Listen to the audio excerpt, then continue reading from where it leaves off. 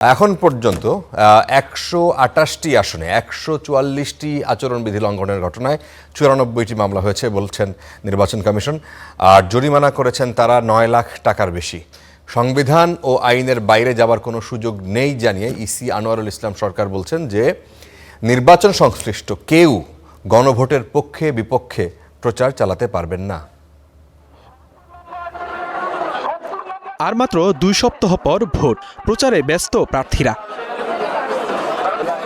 আর এই প্রচারে এ পর্যন্ত ১২৮ আসনে ১৪৪টি আচরণবিধি লঙ্ঘনে ৯৪টি মামলা হয়েছে।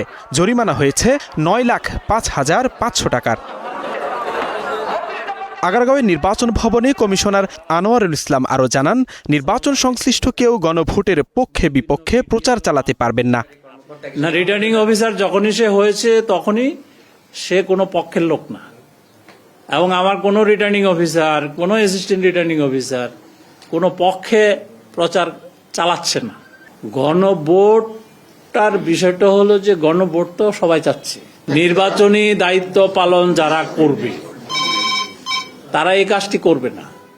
এছাড়া নির্বাচন ও গণভোট একসঙ্গে হওয়ায় এর ফল ভোটের দিন রাত অথবা পরদিন দেওয়া হতে পারে বলেও জানান তিনি। যথাসময়ে এই রেজাল্টটা যাতে হয় সেই ব্যবস্থা নিয়ে রেখেছি। দেখা যায় যে অধিকাংশ রেজাল্ট মধ্যরাত্রের মধ্যে এসে যায় বেসরকারিভাবে। এবারও তাই হবে, বড় জোর আপনার শেষ রাত্রের দিকে হবে বা পরের দিন হবে। নির্বাচন নিয়ে কোনো শঙ্কা নেই জানিয়ে এই কমিশনার আরও জানান, তাদের কমিশন স্বাধীন, এখানে কারো হস্তক্ষেপের সুযোগ নেই। আপনাদের দিক থেকে প্রশ্ন এসছে যে অনেকেই এই নির্বাচনকে সামনে রেখে বিভিন্ন ধরনের শঙ্কা প্রকাশ করছে। নির্বাচন কমিশন কোনো শঙ্কা প্রকাশ করছে না। Zisan Ahmed, Star News, Dhaka.